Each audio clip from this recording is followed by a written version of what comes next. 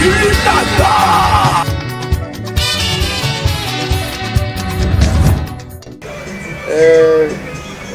jẹ́ èèyàn kan tó jẹ́ pé ó máa ń láì kó jáde, ó máa ń láì kí n máa jáde kí n máa lọ patí ìyẹn kan. So from there mo ṣe rò pé patí tí mò ń lọ ní gbogbo ìgbà yìí kankan lájẹ̀ tí ń jáde báyìí bí kí n lọ pẹ̀lú èèyàn tó 20, 30, 40 wáyé máa ń padà torí mi jẹ́ èèyàn kan tó máa ń kó èèyàn mọ́ra gan. Ẹ ṣe rò pé jẹ́ ń bẹ̀rẹ̀ iṣẹ́ entertainment yìí nígbà tí máa organize show fún àwọn artist àwọn onítíátà nǹkan láti dẹ̀ lọ bíérébíéré ọdún kẹsàn-án ní tàwa lórí ẹ̀rọ àìsàn. Ojú ti rí tó náà ní 9 years nínú géèmù ìbọn ká tó bẹ̀rẹ̀ ó dàbí gbígbà tó jẹ́ káwọn mọ̀ ṣe ni. Ẹ̀yàn kéèkan tí ẹ bá ti bẹ̀rẹ̀ tó ti ń ṣe tó relent lórí ẹ̀ tó ṣe ń continue pé ó ṣe máa dá sùúrù ló gbà ọ́ nǹkan tàbí ẹ̀ ń jẹ́ sí ni àdúpẹ́ fọlọ́run. Òun náà lẹ ti ń gbọ́ Biliki lọ́tún lọ́sì àtọ́ní hip hop àtọ́ní fídíò àtọ́ní tíátà ọ̀rọ̀ adúgbò fọ́nà ìṣá ọlọ́run ló jẹ́ orí bẹ́ẹ̀. So many challenges láti face but we thank God we are here now. Àwọn olórin tí mo ti bá ṣiṣẹ́ láyé mi mo lè fẹ́ sọ pé kò sí major olórin tó gbayì ní Nàìjíríà yìí tí mo ti bá ṣiṣẹ́ rí látòrí àwọn ní hip hop ni o àwọn ní fuji ni o látòrí King Wasiu Ayinde Marshal, Pasuma, Malaika, Obesere, Atawẹ́wẹ́, Isa Mirinda kò sẹ́yìn tí mo ti bá ṣe ká tún bẹ̀rẹ̀ látòrí àwọn ní hip hop Wizkid, Davido, Olamide, Kiss Daniel, Ricardo Banks, Qdot, Victor A.D àtàwọn tó tẹ̀ tún yẹ̀ṣẹ̀ ń bọ̀ Bravo G àwọn new upcoming artists of recent gan upcoming artists mo support gidi tẹ́ bá wo profile mi láti bí 2-3 years ago sí mo fún wọn ní platform international awareness lókè òkun lọ́dọ̀ wa bẹ́ẹ̀ àti ní Dubai South Africa máa range show fún wọn. So kò sí mo rí ẹ̀kọ́ artist tí mo ti ìbá ṣe àkójọ artist tí ò rẹ́dí àdúgbò bá mi ṣe dá ní time tàwa yìí o ayé sọ̀rọ̀ yìí o tàdúpẹ́ fọ́lọ́run. Àwọn tí ìṣiṣẹ́ ìsọ̀pọ̀tù wa fáwọn kọ́mì náà àtàwọn made artist náà kò fẹ́ tèmi lè bá ṣiṣẹ́ pọ̀ fúdì ni o hip hop ni o tẹ́tà mi ìfisójú kan ara lọ́ba wo profile mi lọ́ba but we thank God for everything lọ́ba ifẹ́. Ọmọ Kwara State ni mí mo wá láti Àjàṣẹ́ Èkó Kwara State but àti school secondary school mi ni mo ti ń develop skills ni pé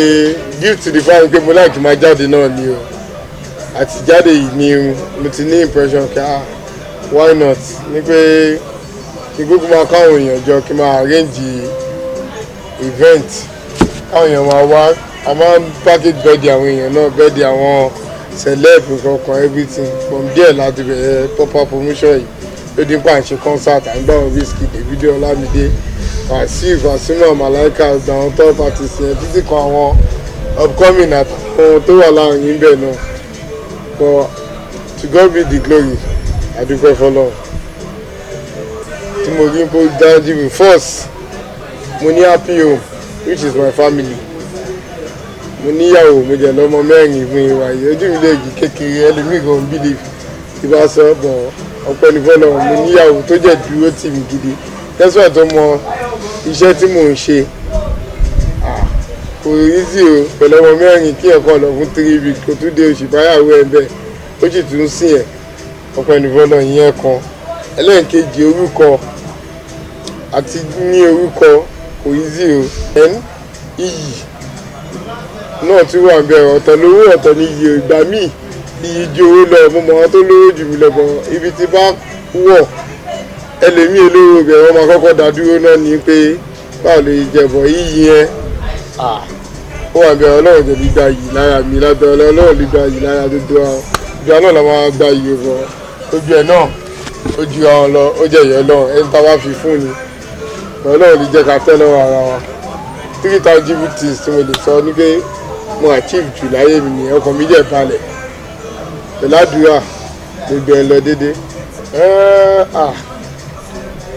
ẹ mọ bí gbogbo ẹ̀ ń ṣe ti di ayé social media ń ṣe rí íńtánẹ́ẹ̀tì kankan ibẹ̀ la ti ń discover most talent yìí sìn. Well, me vibe. Officer tó bá wà wọn tí mo assist tàbí tí mo ń tẹ̀lé ẹjọ́ mẹ́ta ẹ rí pé ó máa ní reason kankan tí mo rí lára wọn. Irú this guy sọ skido ọmọ kékeré nígbà tó máa kọrin bíi Saheed Òṣùpá mú kan wo lórí Instagram lọ́jọ́ kan ká kí ló ń ṣẹlẹ̀ ká lọ́mọ tó ní talent kékeré báyìí nù. Mi sáìn yẹn o bọ̀ ẹ̀mọ̀ mi support yẹn máa ṣe fún máa jẹ́ kó mọ̀ máa sin débi jẹ́wọ́ tí lè bàtún náà àwọn kó gallant. Apart from that so many artists bẹ́ẹ̀ gẹ́gẹ́ tí wọ́n kàn ti rí wọn lọ́nà àbí èèyàn kọ̀ọ̀kan introduce wọn sí mi kékeré tí mo jẹ́ rí pé eléyìí passion wà lára ẹ̀ ó mọ nǹkan tó fẹ́ ṣe ó mọ nǹkan tó ń ṣe. Èmi rí rẹ́dí àti fàá débi ó lè jẹ́ pé nǹkan tó yìnyín ajú ẹ máa pọ̀ ọ̀rọ̀ màá tètè bá sin débi tó fẹ́ dé ọwọ́ kí n tètè jẹ́ kó gba yìí ń dòrò. So many artists bẹ́ẹ̀ ni mo ti assist of recent. Even gan àìmọye àwọn artists tó jẹ́ pé wọ́n ní mind àbí òpin gbà wọ́n lè wọ UK pẹ̀lú orin kan àbí méjì. Ilé ìgbé tí orin kan àbí méjì mo make happen fún wọn. Èyí náà mo gbé London easy àti wọ UK báyẹn yẹ kó easy àti wọ kí ẹ̀ tó léwu lè fẹ́ fi owó ara ẹ̀ gbẹ̀yìn láti Nàìjíríà wá sí òkè òkun lọ́dọ̀ wa ń bẹ̀ wá ṣe show kò easy gan. Sí ìsọjọ́gbọ̀n náà ti fa rẹ̀ débì kan àwọn èèyàn ti mú ẹyọ kan àbí méjì why not.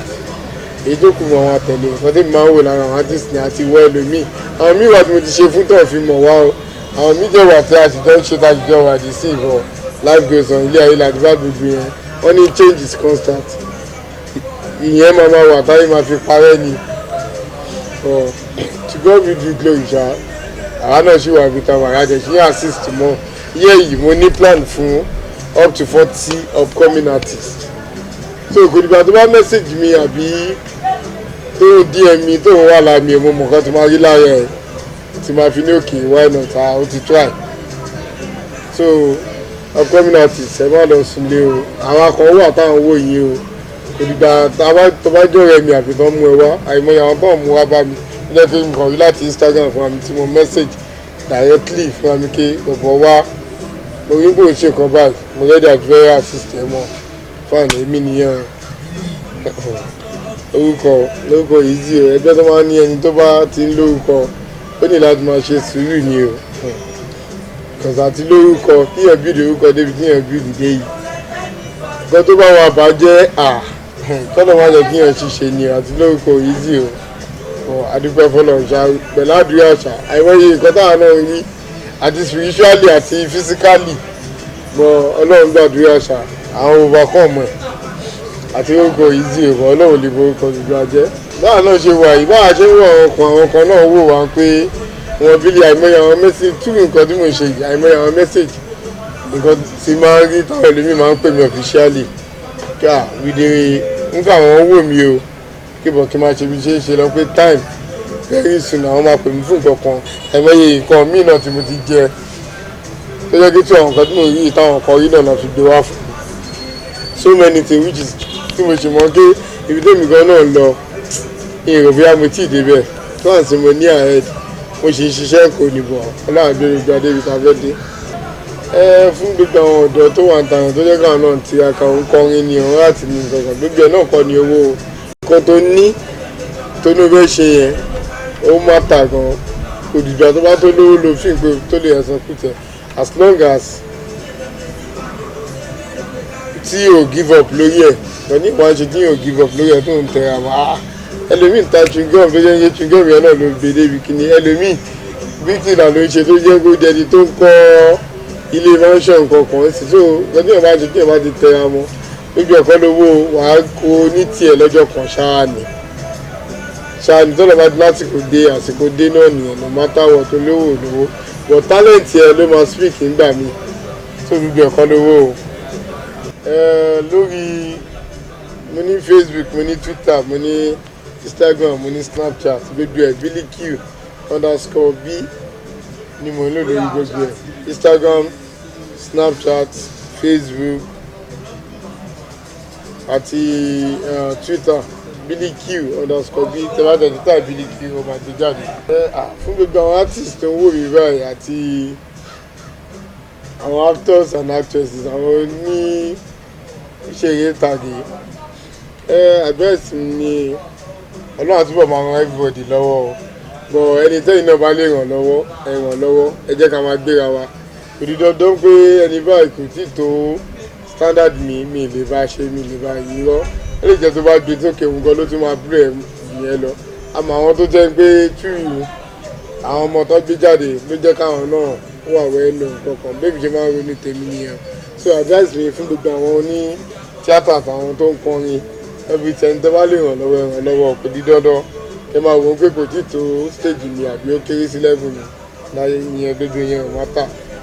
ọlọ́run túbọ̀ ràn gbogbo àná ọ̀sá advice mi yẹn fẹ́ gbogbo yẹn. ìrírí làgbà ohun agbárí tójú rẹ̀ fi ìjì bẹ́ẹ̀ bí ìrọ̀ àrísàn o. ìrírí làgbà ìrírí làgbà.